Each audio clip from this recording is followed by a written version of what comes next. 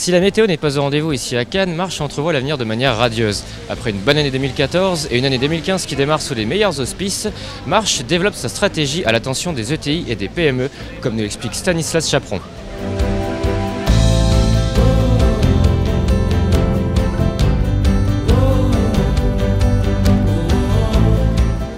Stanislas Chaperon, bonjour. Donc, première question, est-ce que vous pourriez dresser un bilan pour Marche 2014 et 2015 aussi?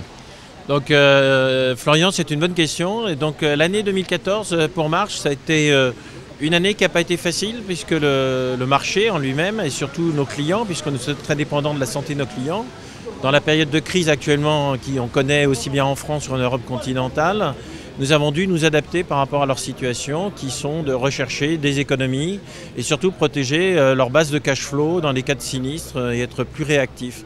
Grâce à ça, avec beaucoup de travail, nous avons eu une bonne année 2014.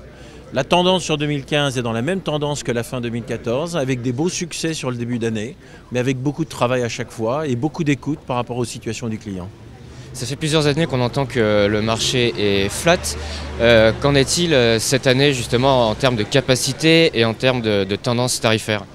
En termes de tendance tarifaire, la tendance est toujours la même, mis à part quelques niches particulières.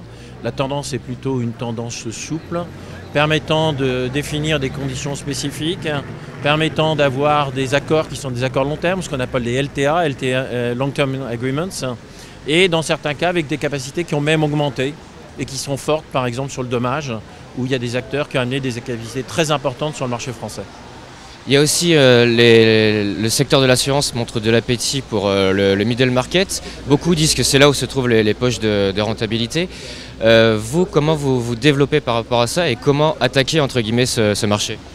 Alors nous, de notre côté, notre particularité, c'est qu'on a d'abord voulu améliorer notre service aux clients, notre conseil et notre positionnement ainsi que notre organisation pour les grandes entreprises.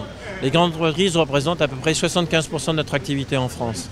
Maintenant, ce qu'on veut, c'est pouvoir faire bénéficier aux ETI et au haut du middle market et aussi le middle market, ce qu'on a pu faire de façon, je pense, professionnelle et organisée sur les grandes entreprises. Donc c'est pour ça qu'on se positionne très fortement, à la fois sur les ETI et sur le middle market et les PME-PMI. PME-PMI, nous pensons qu'il faut avoir de la proximité. Il faut savoir amener à la fois donc, de la compétence technique et de la proximité locale, compréhension du tissu local dans lequel ils interviennent.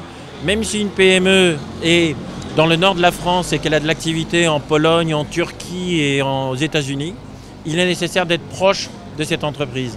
Donc c'est pour ça qu'on a créé donc, un bureau à Lille maintenant depuis plus d'un an qui marche bien, qui monte en puissance même au-dessus de ce qu'on espérait. On a créé il y a 4 mois un bureau à Rennes. Donc on est en train de travailler fortement en fait, sur la Bretagne et dans 2-3 mois on aura créé un bureau à Strasbourg. C'est aussi une nouvelle approche dans le sens où c'est un marché qui est peut-être un peu plus packagé, moins sur mesure que les grands comptes? Non, c'est un marché qui attend de bénéficier de ce qui a pu être fait pour les grands comptes et surtout qui ne veut pas avoir de surprise et veut être bien organisé par rapport à son expansion internationale. Et les PME, PMI françaises actuellement, elles doivent chercher de la croissance. La croissance, elles vont la trouver en partie en France mais surtout hors de France. Donc il faut savoir les accompagner, il faut leur amener des réponses, tout en gardant la possibilité d'être très proche d'elles.